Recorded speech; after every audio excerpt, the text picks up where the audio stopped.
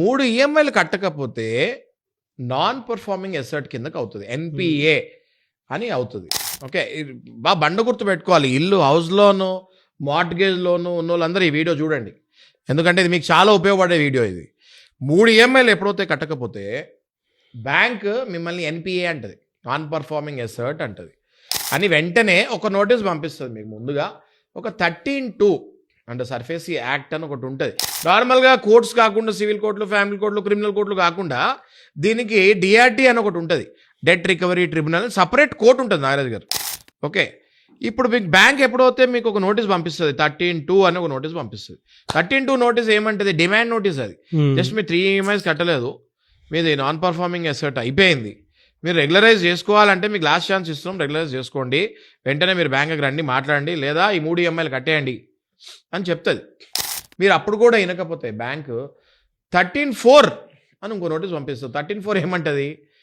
మీరు ఆల్మోస్ట్ మేము ఇల్లు తీసేసుకున్నట్టే లెక్క, మీకు మేము 13(2) పంపించిన తర్వాత కూడా మీరు పట్టించుకోవట్లేదు మమ్మల్ని, మీ ఇల్లు మేము తీసేసుకున్నట్టే లెక్క ఆల్మోస్ట్ ఇంక ఇప్పటి నుంచి అని. ఆ నోటీస్ ఏం చేస్తుంది?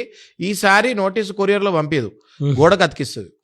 అంటే పేపర్ మీద పొజిషన్ తీసేసుకున్నట్టు. దాన్ని ఏమంటారు లీగల్ టర్మినాలజీలో? సింబాలిక్ పొజిషన్ అంటారు. అంటే మీ ఇల్లు మేము తీసేసుకున్నట్టు, ఇంకా సింబాలికల్లీ తీసేసుకున్నట్టు అని పేపర్ అంటించేస్తుంది. వీళ్ళు ఏం చేస్తారు మన వాళ్ళు తెలివిగా, ఆ పేపర్ చింపి అటు ఇటు చూసి పక్కన పడేస్తారు, ఆ సమస్య పోయింది అని. కానీ వాళ్ళకి అర్థం కాని ఏంటంటే వాళ్ళు ఎప్పుడైతే గోడ మీద అట్టిస్తారో దాని ఫోటో తీసుకొని కోర్టులో ప్రవేశపెడతారు.